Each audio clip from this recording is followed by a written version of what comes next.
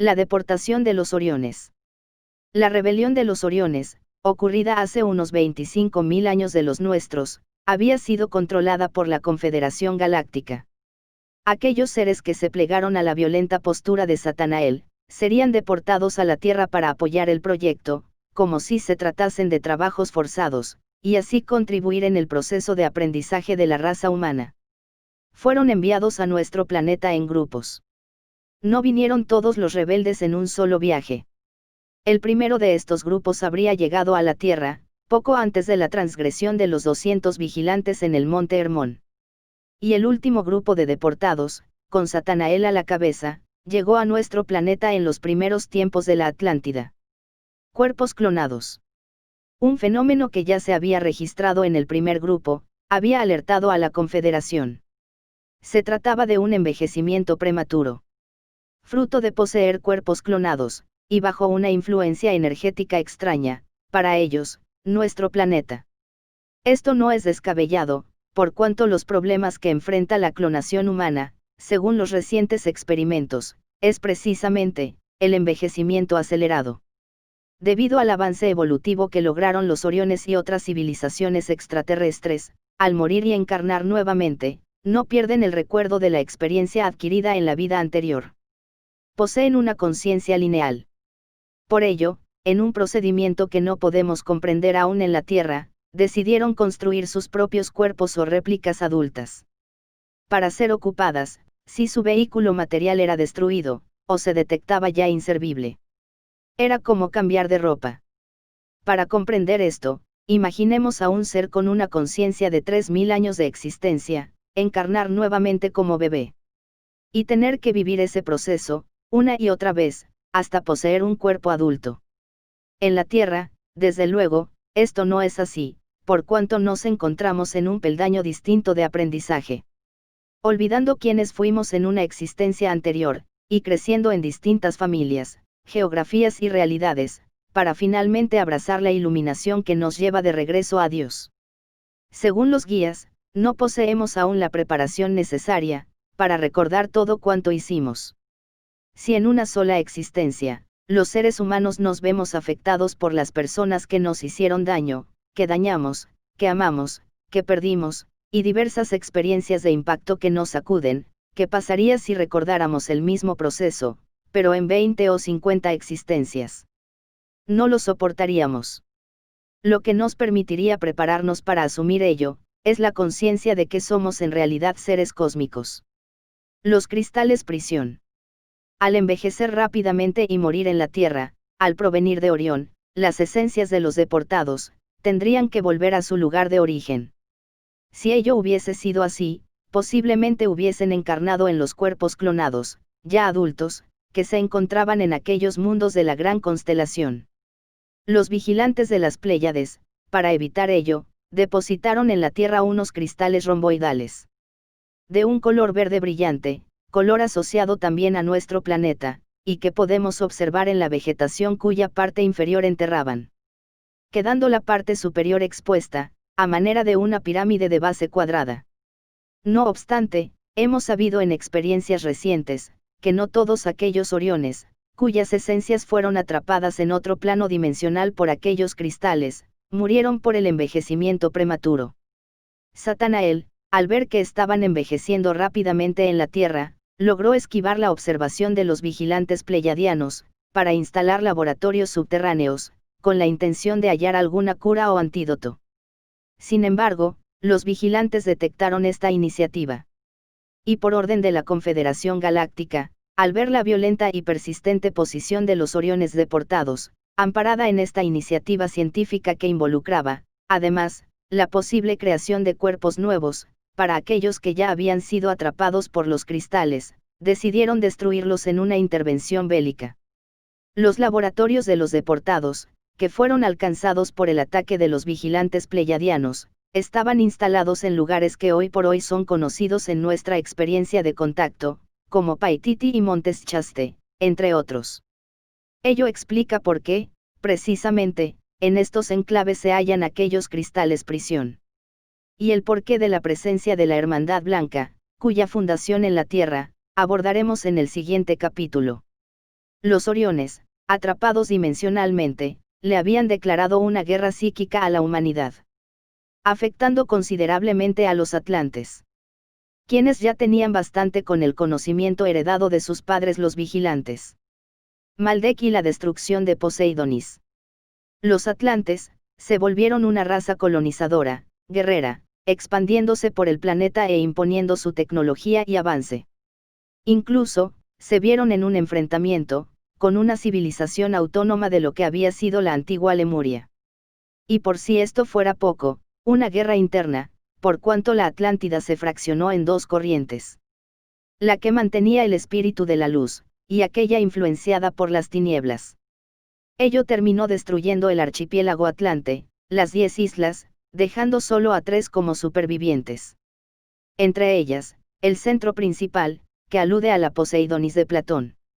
Frente a esta situación, que los vigilantes no pudieron controlar, se pensó que si los atlantes se extendían fuera del planeta, podría resultar conveniente, para reorganizar con ello el proyecto planetario. Ya que con el tiempo, se podría hacer que estos mestizos, quedaran al margen del proceso terrestre, a pesar de que eran semiterrestres. Esto es, que llegado el caso, la civilización atlante completa, sería trasladada a Maldek, planeta ubicado antiguamente entre Marte y Júpiter. Para este fin, se envió a otros atlantes a Marte, para establecer un puente práctico entre la Tierra y Maldek.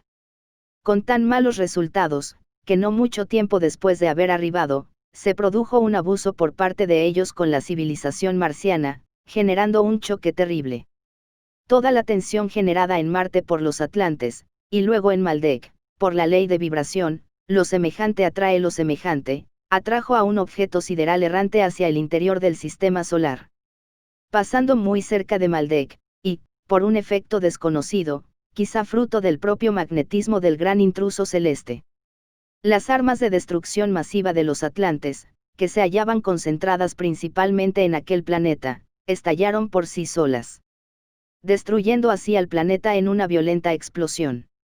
Las consecuencias fueron catastróficas, pues los fragmentos salieron despedidos hacia Marte impactándolo, haciendo que gran parte de su agua y su atmósfera se perdiera en el espacio, acabando con la mayor parte de la vida en la superficie del planeta rojo. Aquí debemos acotar, que en la actualidad, hay vida en Marte, pero sus pobladores viven en el interior del planeta. Pero los fragmentos de Maldek, no solo alcanzaron a Marte. Ellos también llegaron a la Tierra, estrellándose muchos contra el escudo natural del planeta, que es la Luna. En ese entonces, la Tierra atrapó dos grandes trozos, que estuvieron orbitando durante un cierto tiempo alrededor del mundo.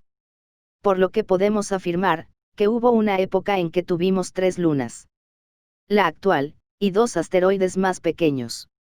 Los cuales, fueron más adelante atraídos al planeta, impactando uno de ellos en el Pacífico, y mucho tiempo después, el otro entre el Atlántico y el Caribe.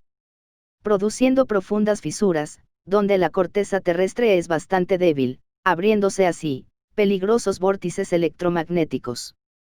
Que actualmente, se conocen como el Triángulo de las Bermudas, y el Triángulo del Dragón. Tenemos que reseñar, que estos fragmentos no cayeron inmediatamente en el planeta. En ese entonces, la tecnología y el poder mental de los atlantes era muy grande, de tal manera que llegaron a controlar aquellas otras lunas, colocando precisamente en lo que hoy corresponde al Mar Caribe, una estructura piramidal llamada por los atlantes Tagmatrón.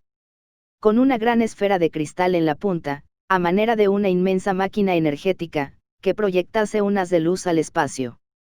Y sostuviese la presencia de cada uno de esos cuerpos. Igualmente, se trabajó en una estructura similar en el Pacífico, en lo que alguna vez correspondió a la ubicación de Mu. Continente desaparecido, cuyos restos se pueden asociar con la enigmática isla de Pascua, en el mar de Chile. Estas pirámides, concentraban una energía extraordinaria, como jamás hubiésemos imaginado. Pero la crisis interna de la sociedad atlante, llegó a niveles incontrolables. Como describimos líneas atrás, por la influencia satánica, que pretendió utilizar el poder desarrollado, para liberar a sus compañeros, y atacar a la mismísima Confederación Galáctica.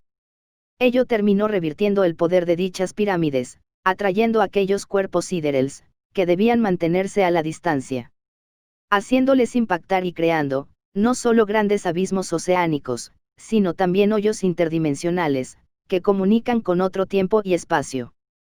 Estos agujeros, no están abiertos todo el tiempo, sino cuando aquellas pirámides, hoy sumergidas, concentran gran cantidad de energía, liberada a su vez, por las tormentas, que en la zona se producen frecuentemente. La guerra psíquica. Todo esto y más, hizo la oscuridad en contra del proyecto. El planeta, registraba por ese entonces, graves problemas debido a los desequilibrios provocados por los inmensurables impactos. Los Oriones, estarán allí atrapados hasta que se cumpla el plan redención. Es decir, o ellos se arrepienten y cumplen con ayudarnos, o si no, de ahí no salen. Por eso, aquellos seres le han declarado una guerra psíquica a la humanidad. Y como ya vimos, desde la Atlántida, en donde casi lo consiguieron, han hecho todo lo posible por destruirnos. Recordemos, que esta guerra psíquica, no es solamente referida por los extraterrestres hacia nosotros, para que estemos alerta de cómo la acechanza intenta manipularnos.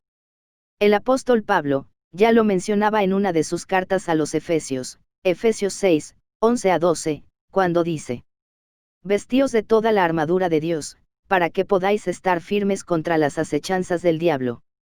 Porque no tenemos lucha contra sangre y carne, sino contra principados, contra potestades, contra los gobernantes de las tinieblas de este siglo, contra huestes espirituales de maldad en las regiones celestes. Como ellos no pueden manipular a todos los seres, manipulan a unas cuantas personas vinculadas a la política, a la religión, a la economía, a los mandos militares. Y a través de ellos, mantienen el caos mundial de desesperanza, angustia y desequilibrio. Son ellos, los satánicos atrapados, y sus servidores los que conforman, y mantienen un gobierno interno negativo en nuestro planeta, que basa su poder en la ignorancia. Todos los grandes archivos de la humanidad, han sido sistemáticamente destruidos desde la gran biblioteca de Alejandría, hasta los registros del Cusco. Desde los códigos mayas y aztecas, hasta la barbarie del fascismo alemán. Todo aquello que pudiera darnos luz, que pueda llevarnos a recordar que somos parte de un proyecto cósmico, ha sido silenciado de una u otra forma. Y que quede claro, que no somos ratas de laboratorio. En realidad, somos bebés de probeta. Nuestro mundo, no es una granja, donde nos están cebando para luego incluirnos en su dieta alimenticia, sino más bien, somos una especie de casa cuna, de donde los maestros, esperan aprender de los discípulos, a través de nuestras propias vivencias.